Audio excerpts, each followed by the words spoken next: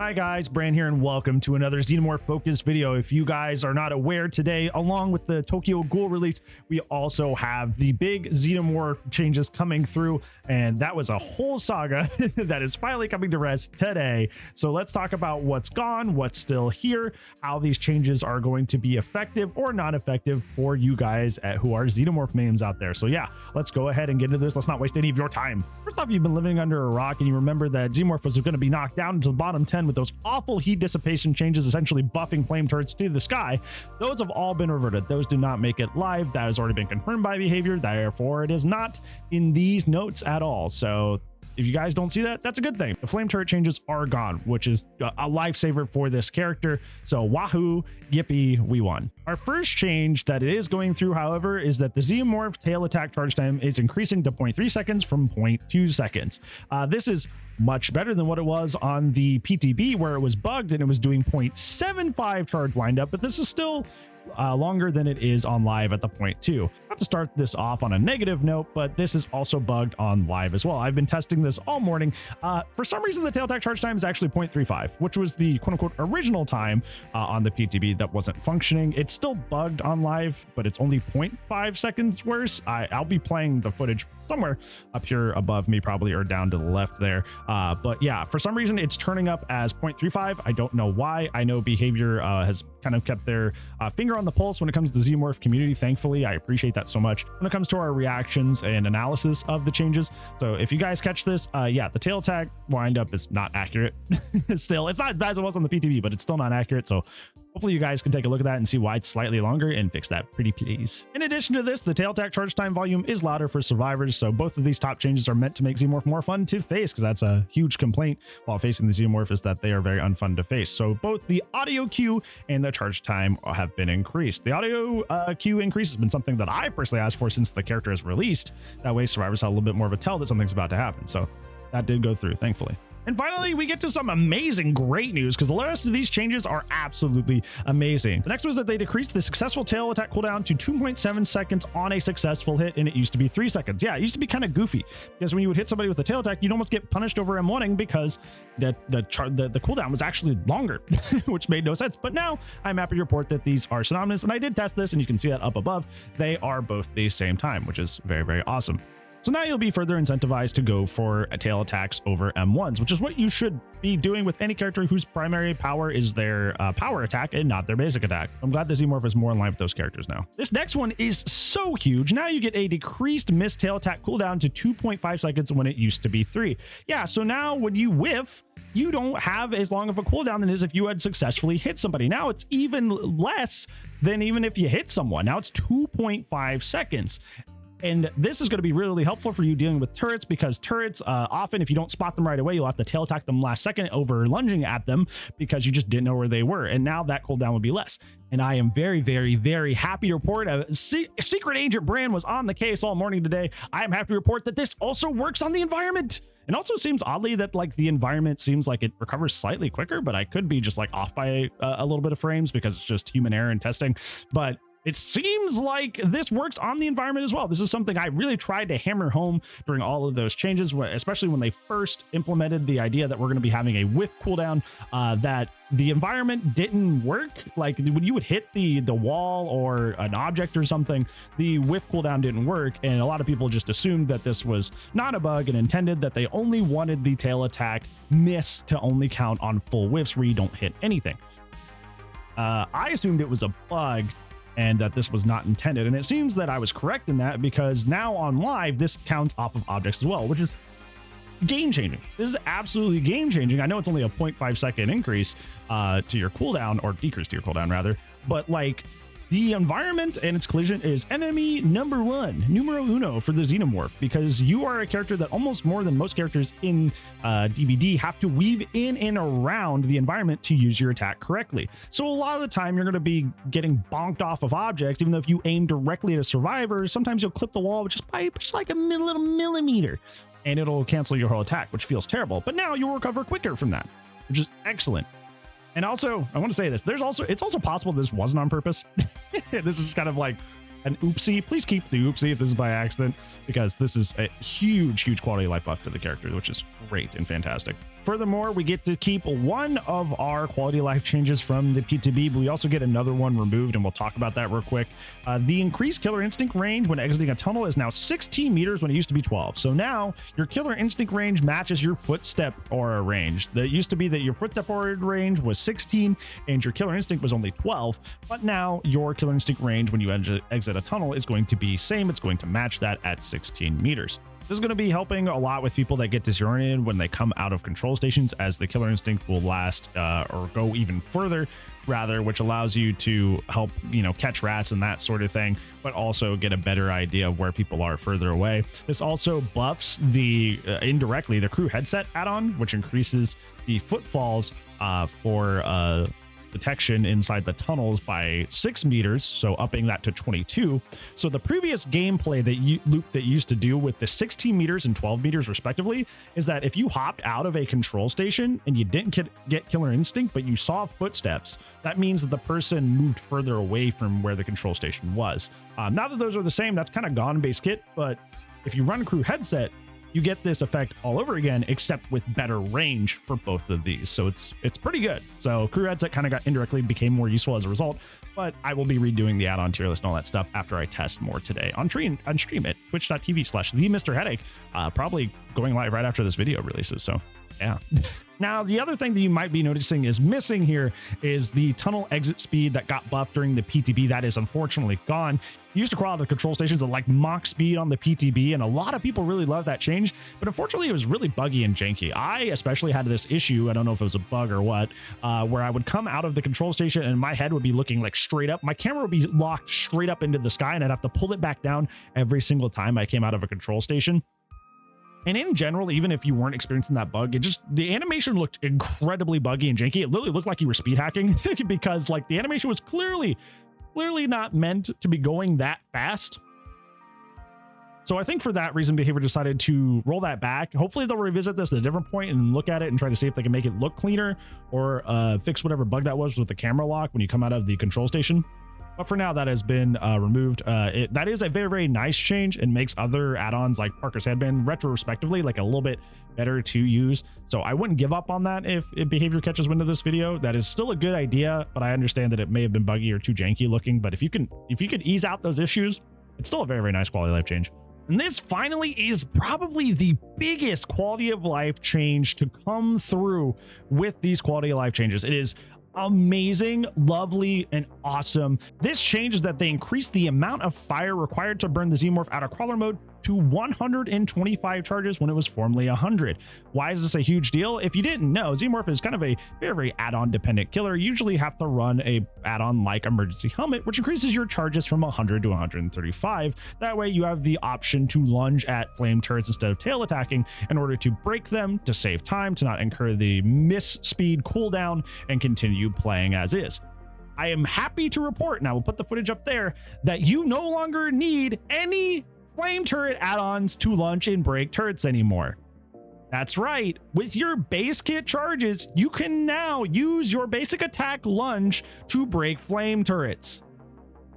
I never thought I would see the day. This is lovely. This is amazing. And this is going to make people who really struggle and get frustrated with Xenomorph's add-on reliance or trying to learn the flame turret counterplay curve so much happier, because they don't feel like they have to run Lambert Star Map or Emergency Helmet all the time.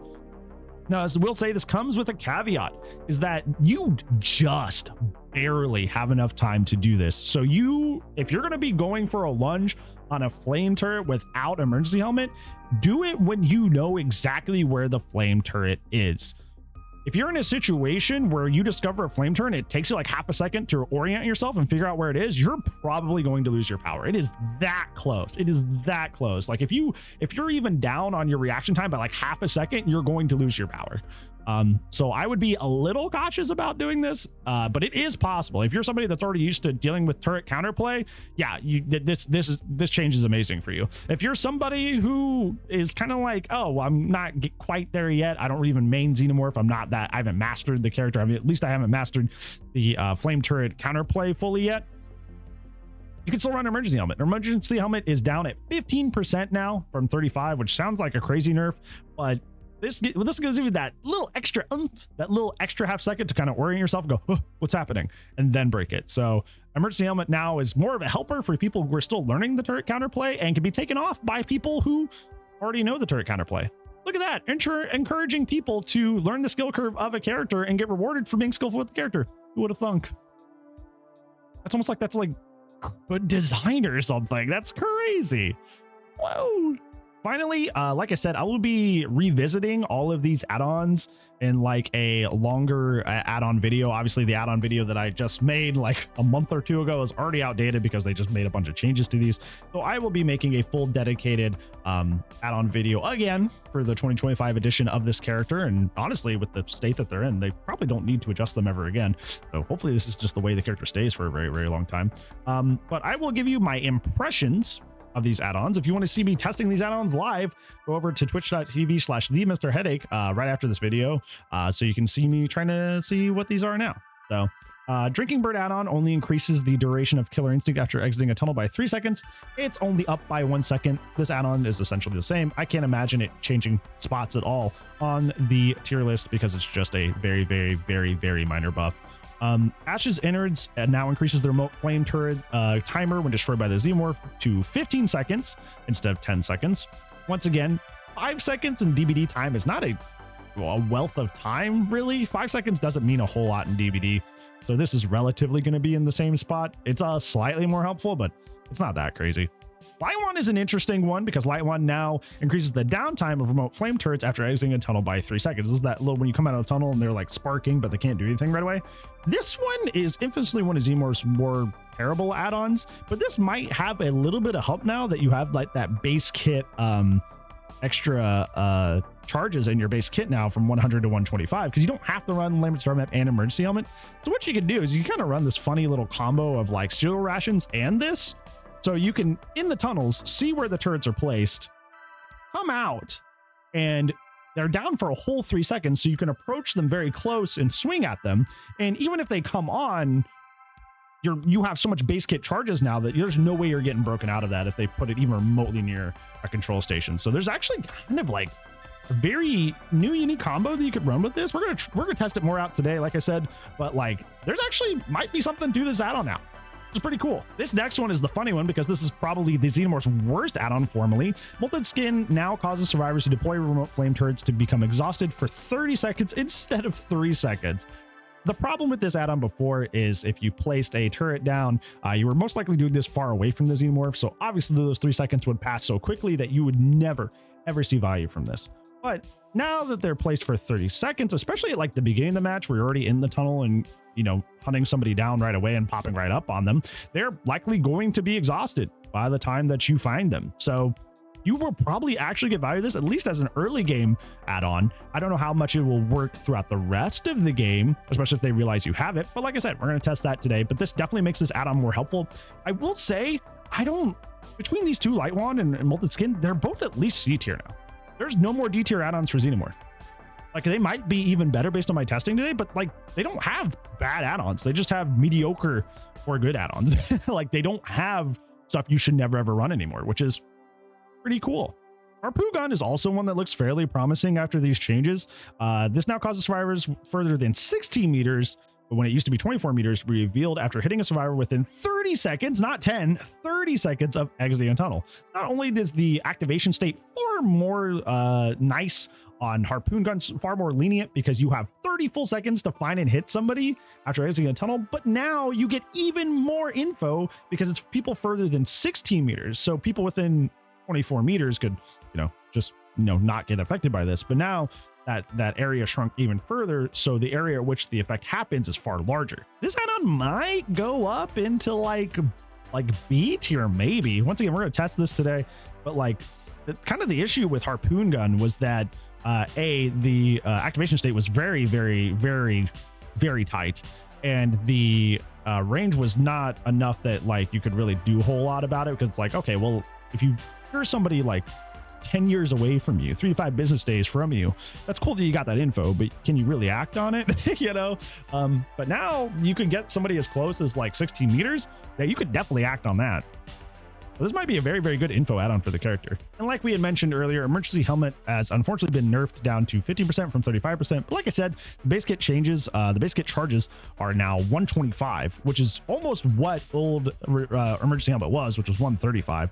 So you don't need to rely on this add-on as much. And it's kind of shifting from being like an S tier must run add-on all the time to something that you kind of run just for insurance. Or if you're learning the character, it is not required anymore. I don't know if that'll drop it down out of S tier, but I know it's one of the things. Like this add-on became healthier because they decided to go the rat liver route, as we like to call it, for Demogorgon, where it was like an add-on that every demo ran all the time, and then they made it partially base kit, just to cut down on the add-on reliance. And they actually did a perfect job of doing that this time. So you can still choose to run this. It is still really good to run this, but it's not at all required anymore. So yeah. But like I said, over at twitch.tv/TheMrHeadache, right now we're going to be testing all those add-ons to try and potentially make a brand new add-on tier list sometime this week, so I can update you guys on what's the best to run for the Xenomorph. We'll also be adjusting the Xenomorph guide to correspond with these new changes, try to keep that as up to date as possible for you guys. That way you guys can have the most up-to-date information on the character. I'll be putting that down in the description below. It is a dot guide, not a video guide. So don't hate me for that, but that's why we like dot guides, because we can change them whenever there's big changes like this. Yeah, come on over to Twitch right now. I'm going to be testing all these add-ons and trying to get the most out of what's good, what's bad, that sort of thing. So yeah, I appreciate you guys. Hopefully this gave you a succinct rundown on all the changes for Xenomorph and how they are in current day. I think if I had to give it like a final verdict, this character is not like, in terms of like buffs, they're still like high B tier, right? High B tier, mid B tier in most people's hands. Most of these changes are quality of life changes. They don't buff the character, make them stronger. They just make them feel better on both sides. And that's the best direction to go with any sort of problem character that's in the game, is just work on how they feel to play as and against. That's just the best thing you can do. Make them feel better. So like they did an amazing job on this. I'm glad they walked back the awful changes that would have gutted them and really went in a positive, productive direction with this. And this is probably the best state the character has ever been in and will continue to be. I would say, honestly, besides just adjusting the game's collision to be friendlier to all characters, this is the best this character is going to get. I think they can leave them alone forever. I'm very, very proud to say this. So yeah. What do you guys think about these Xenomorph changes? Hopefully I'll see you over on the Twitch side, but if I don't see you there, friends, I will see you when I see you. Goodbye.